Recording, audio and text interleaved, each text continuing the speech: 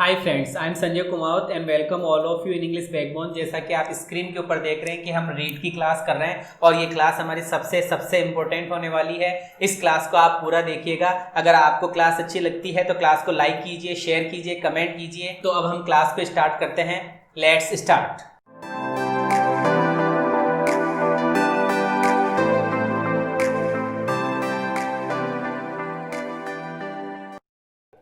Okay, अब हम पढ़ रहे हैं bring to light. Bring to light का मतलब क्या हुआ कि सर ब्रिंग टू लाइट का मतलब ये हुआ प्रकाश में लाना। सपोज दैट आपने कोई चीज छुपा रखी और कोई बंदा आया और उस बंदे ने, आप अंधेरे में हो, यार छोड़ो ये सब, तो आप अंधेरे में हो और एकदम से लाइट आ गई, इसका मतलब उजाला हो गया। ठीक है, इसका मतलब अंधेरा गायब हो गया। इसका मतलब कोई छुपी हुई चीज को आपने रिवील कर दिया, आपने किसी चीज को प्रकट कर दिया, आपने किसी चीज को अनहाइड कर दिया, आपने किसी चीज को शो कर दिया। वो क्या कहलाता है कि सर ब्रिंग का मतलब तो होता है लाना। ब्रिंग का मतलब तो क्या होता है? लाना। और लाइट का मतलब सर होता है प्रकाश, मतलब प्रकाश लाना। एक तरीके से लाना, वो भी क्या? प्रकाश लाए हो आप, उजाला लेकर आए हो आप, उज्ज्वलता लेकर आए हो, तो वो क्या कहलाता है? Bring to light. Bring up, ये भी भैया आपकी फ्रेजल वर्ब है और ब्रिंग अप का मतलब होता है लालन पालन करना। क्या करना? लालन पालन करना। तो लालन पालन की स्पेलिंग ये याद रखना, ये पूछी जाती है 98%। 98% ये वाली स्पेलिंग पूछी जाती है, तो इस स्पेलिंग पे गौर करना आपको। REARED, red. रेड का मतलब होता है ब्रिंग अप करना, लालन पालन करना। ओके, बात समझ में आ रही होगी शायद आपको। अब हम इसका जो दूसरा मीनिंग है वो है इंट्रोड्यूस करना फॉर डिस्कशन। अगर आप किसी मैटर पर डिस्कशन कर रहे हो तो उसका इंट्रोडक्शन अगर आप देते हो तो इंट्रोडक्शन क्या कहलाता है? सर वो इंट्रोडक्शन ब्रिंग अप कहलाता है। वो इंट्रोडक्शन क्या कहलाता है कि सर वो इंट्रोडक्शन ब्रिंग अप कहलाता है। ब्रिंग अप के कितने अर्थ हुए कि सर ब्रिंग अप के दो अर्थ हो गए, एक तो लालन पालन करना और दूसरा हमारा अर्थ हो गया इंट्रोड्यूस करना किसी डिस्कशन के ऊपर, किसी मैटर, किसी बात के ऊपर। चलिएगा आगे बढ़ते हैं। अगला पॉइंट देखते हैं, बाय ऑल अकाउंट्स। अकाउंट का मतलब तो सब जानते हैं भाई, बही खाता होता है अपना, और ऑल अकाउंट का मतलब हो गया भाई सभी का अकाउंट हो गया। अगर एक बंदे के 5 अकाउंट है तो पांचों की बात करेंगे, और 5 बंदे उनके एक एक अकाउंट है तो हम एक एक अकाउंट की बात करेंगे। तो कुल मिलाकर ये समझ में आया कि सर अकाउंट का मतलब आप मान लो एक बार के लिए किसी पर्सन की बात कर लेते हैं, किसी व्यक्ति की हम बात कर लेते हैं, तो पर्सन्स, ऑल पर्सन्स। मतलब क्या हुआ कि from all reports and records. भैया सारी की सारी रिपोर्ट और सारे के सारे रिकॉर्ड्स क्या कहलाते हैं कि सर ऑल अकाउंट्स कहलाते हैं। बोलते हैं ना यार अकाउंट का काम कर लिया कि नहीं कर लिया, दीपावली पर हम बही खाते चेंज करते हैं ना, वो वाली बात है कि फ्रॉम रिपोर्ट्स एंड रिकॉर्ड्स, सारे के सारे रिपोर्ट्स, सारे के सारे रिकॉर्ड्स बताना। अकॉर्डिंग टू व्हाट एवरीवन से, ठीक है ना, अकॉर्डिंग टू व्हाट एवरीवन से। एवरीवन से मतलब क्या हुआ? आ गया ना ऑल अकाउंट। ऑल अकाउंट का मतलब प्रत्येक व्यक्ति, खूब सारे व्यक्ति, सारे व्यक्ति। सारे व्यक्तियों से मतलब क्या हुआ? एवरीवन। अगर 10 है तो 10 के 10 एवरीवन। तो यहां पर क्या हुआ कि सारी की सारी रिपोर्ट, सारे के सारे रिकॉर्ड्स या सारे के सारे व्यक्तियों के माध्यम से, अकॉर्डिंग टू व्हाट एवरीवन से, प्रत्येक व्यक्ति जो भी कहता है उसके according. Bye fits and starts, भैया ये याद ही करना पड़ेगा। बाय फिट्स एंड स्टार्ट्स का मतलब क्या हुआ? इर्रेगुलरली, मतलब कोई ऐसा बंदा जो रेगुलर नहीं है, नॉट रेगुलर।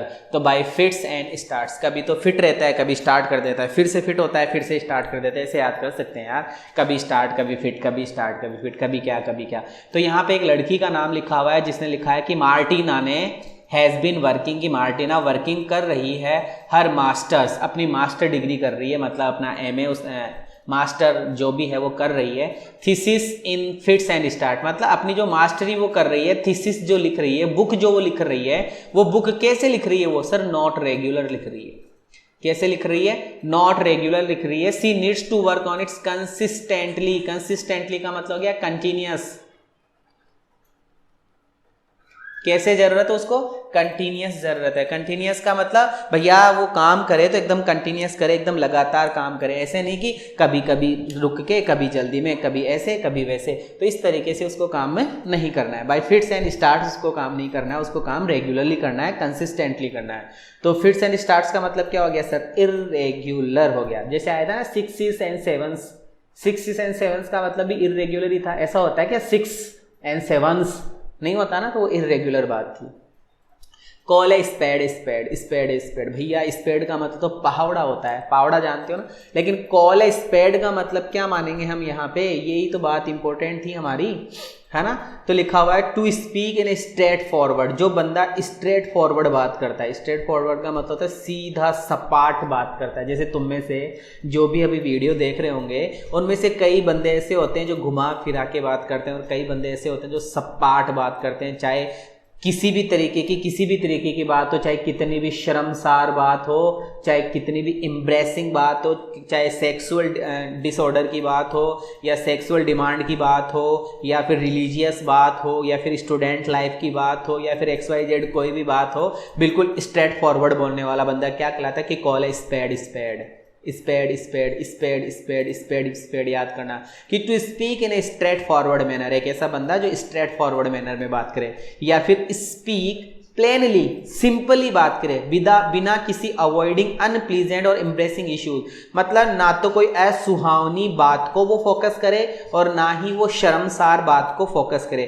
बिना उनको अवॉइड किए जो बंदा बात करता है। अगर कोई शर्मसार बात है तो उसकी भी बात करेगा, कोई अनप्लीजेंट बात है तो उसकी भी बात करेगा, कोई अच्छी बात है तो वो भी बात करेगा, कोई बुरी बात है तो वो भी बात करेगा। ऐसे वाले बंदे को क्या कहा जाता है कि यार बहुत ही कॉल है स्पेड स्पेड करता है, कॉल है spade spade. Okay, call off, ओहो हो कॉल ऑफ कर दिया भाई साहब, आपकी कोई बात चल रही थी और बात चलते चलते आपने उस कॉल को क्या कर दिया कि सर ऑफ कर दिया, और ऑफ का मतलब क्या हो गया सर, कैंसिल कर दिया या डाइवर्ट कर दिया। डाइवर्ट का मतलब एक तरीके से दूसरे को दे देना, या फिर अपनी तरफ से कोई भी चीज़ को क्लोज कर देना, अपनी तरफ से किसी चीज़ को क्लोज कर देना क्या कहलाता है कि सर कॉल ऑफ कहलाता है।